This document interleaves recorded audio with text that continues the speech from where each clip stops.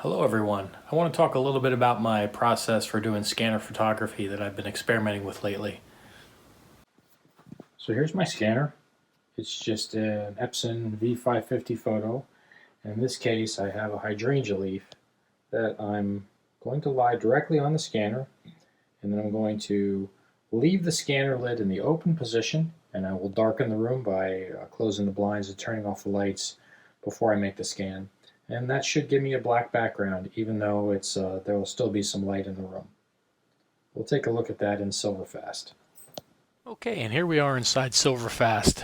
I've done an initial pre-scan to get the leaf, and now I'm going to make a couple of adjustments in Silverfast to make sure the background is nice and black and to automatically clean up as much of the dust on my scanner glass as possible.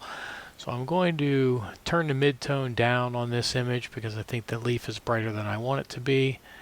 And that's also going to make my blacks a little bit darker. And I'm going to increase the contrast. Again, making my blacks a little bit darker and making the leaf look a little bit more dramatic. Last thing I'm going to do is turn up the saturation just a bit on this guy. Okay, and I'm pretty satisfied with that. I'll do the rest of my processing in Darktable. I've already set my my scan quality to 800 pixels per inch. This is a pretty big leaf. I don't need to make a file much larger than this. It's already going to give me a 28 by 20 or almost a 20 by 30 image at 300 ppi. So this is certainly more than adequate. And now I'm going to go down to the dust and scratch removal function in Silverfast, which is intended to work for film negatives and scanning photographs, but also works pretty well for something like this. So I'm going to look for bright defects because that's what the dust looks like, and I have the detection and tile size basically set to the defaults that I've used before. I'm going to set it to mark mode and click on the 1-to-1 and I'll get a preview. Okay, so Silverfast has now made a 1-to-1 preview and has looked for all the dust that it can find in the image. And if I go out here into the black areas of the image, I can see that there's a number of these blue markings. The blue markings are how the dust is identified. And I can also see, however, that some of the parts of the leaf have been identified as dust. And if I change this from marked to original, it'll take away the blue markings. And I can see that some of those that most of those, in fact, on the leaf are not actually dust defects, but they're markings in the leaf itself. So I can play with my settings a little bit to reduce the sensitivity and the detection of those. Let's put this back into mark mode. And now if I turn down my detection a little bit, and there we go, that's gotten rid of most of those in the leaf. Still a couple of small ones that I'm sure will be fine. If I switch back to original, I don't want to go too far. If I go too far, I won't get the dust out of my background, and then it's going to be a lot more work for me to clean it up. So the trick is to find a balance between the tile size and the detection that gives you the best result to get rid of most of the dust so that you have less cleanup to do in Darktable. I could also mask the leaf out. I could mask the leaf out, and that would allow me to not look for any dust defects in the leaf, and then I could turn my sensitivity up. So I'm going to go ahead and do that because I want to get rid of more of this stuff in the dark areas of the image. So I'll come back after that mask has been done.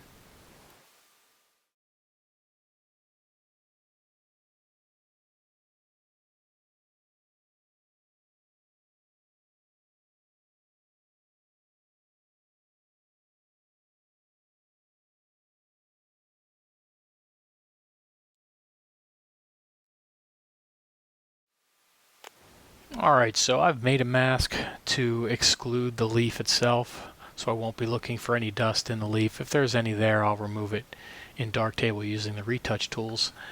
And I've turned the detection up, and I've also turned the size up, so I'll get some of the longer threads of dirt that are on the scanner glass. I'm happy with this. I'm going to go ahead and make this scan now, and then we will see you over in Darktable when that's done. All right, welcome back. We've made our scan, and I've imported the scanned image into Darktable. Now this is a big image. This is close to a 50 megapixel image. There's quite a lot of detail in this, but a very shallow depth of field coming from the scanner. It only has a very, very thin depth of field, which I think gives an interesting effect. Now the first thing I'm going to do on this image is I'm just going to take a look around and see if I've got any serious dust bunnies that I still need to get rid of. I'm not going to get too critical zooming in on this. I'm basically looking at the black areas of the image, and at the same time I'm looking at the leaf. I see a couple little spots on the leaf that may or may not be dust on the scanner, but in any case I'm probably going to go ahead and clean those up. But mostly I want to make sure that my black background is nice and clean. It looks like the scanner did a very good job of picking up all that dust and getting rid of it, so I'm pretty happy with that. I'm looking at the leaf. I really have a lot of nice detail in this from the scanner, so it's gonna make a nice image to work with. All right, so first things first. Let's take a look at the tones and the colors of this image. I'm not 100% sure if I want this to be a color image or a black and white image. It is quite monochrome. There's really only one color available here. So I think it might look good as a black and white, but I'm first going to process it in color.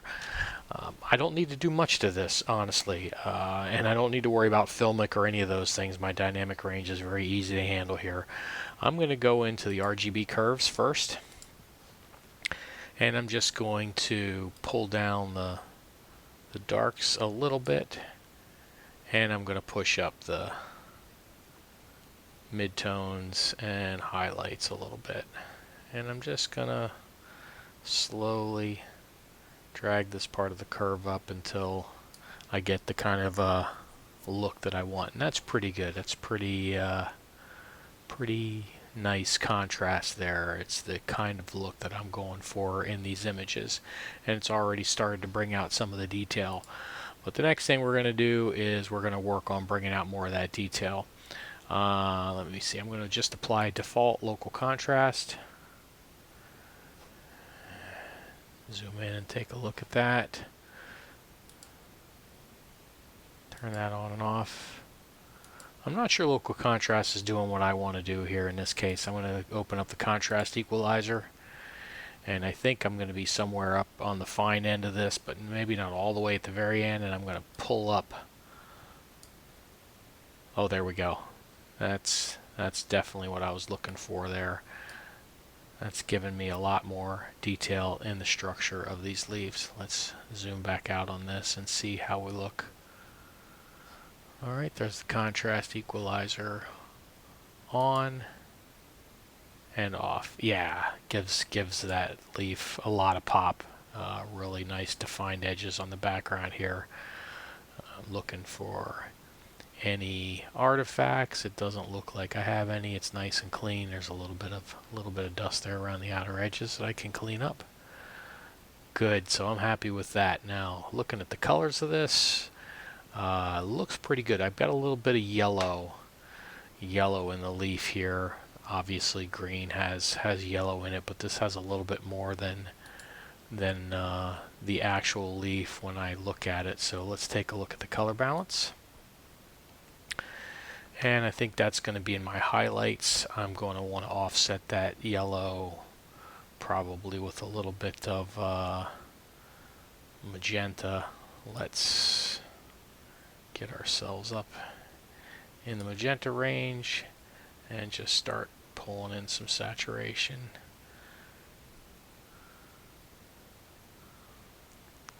Yeah, I'm not quite. Let's try the automatic. Okay. Pull down that saturation.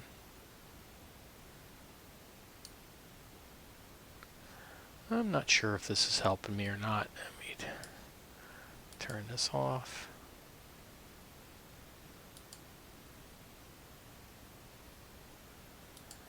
Yeah, not really satisfied with that. I'm going to try a couple other options for changing the color of this. Let me try the midtones, see if anything happens there. That's also looking to bring some more magenta into the image. Dial back the saturation. Yeah, this just isn't looking, it isn't really looking green enough for me. I'm going to go ahead and reset this, turn the color balance module off. Let me see, let me try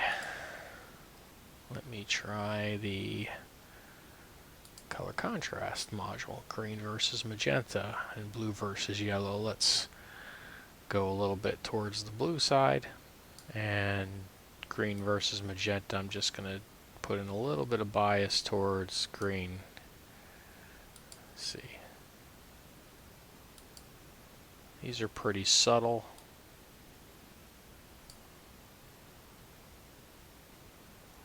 But I do think we're getting there. This is looking a little bit more natural of a green. Okay, these sliders are, even though they show green versus magenta, it's really magenta versus green, and blue versus yellow is actually yellow versus blue. Although that one may actually be, now that one seems to be right. It's blue on the left and yellow on the right.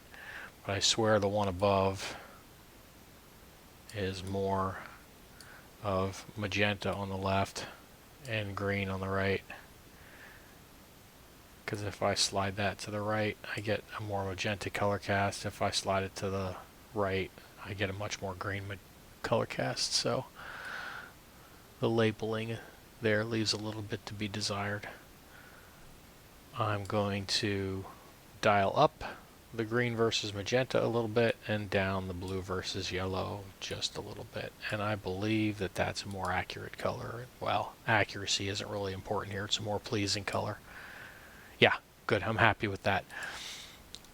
Alright, I don't really think I need to do anything else to this image on the color. I'm going to go ahead and clean up some of the dust, and we'll come back and talk a little bit after I'm done with that.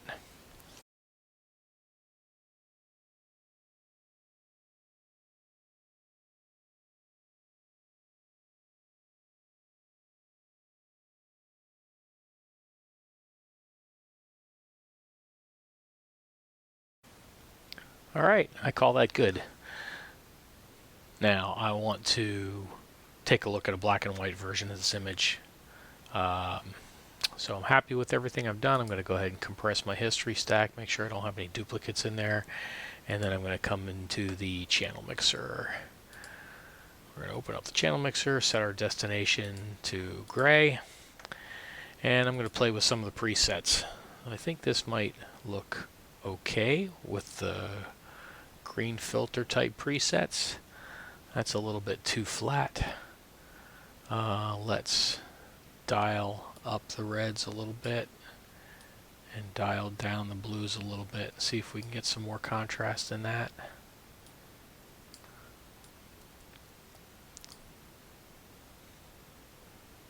And that's not quite what I'm looking for. Let's take a look at the infrared filter. Okay, infrared filter gives me a very bright overall look. Not quite what I want, but I do like the way the greens are coming in.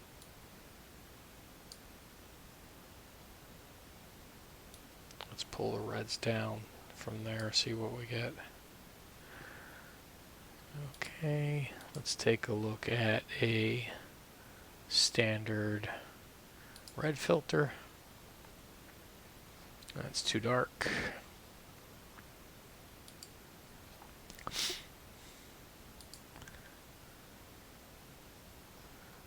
Yellow doesn't look much different. Alright, let's go back and start with the green filter.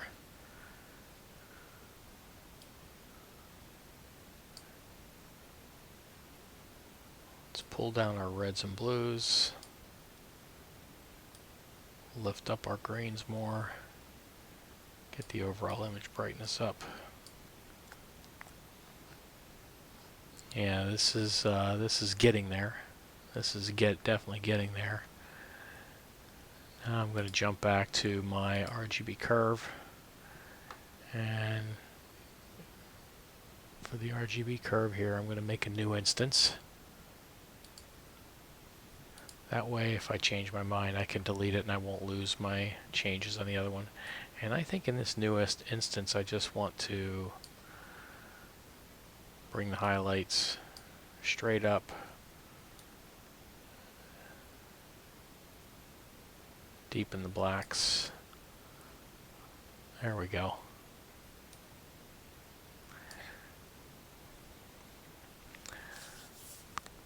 Yeah, that's a nice interpretation, I think, of this leaf in black and white. So let's take a look at these two side by side, shall we?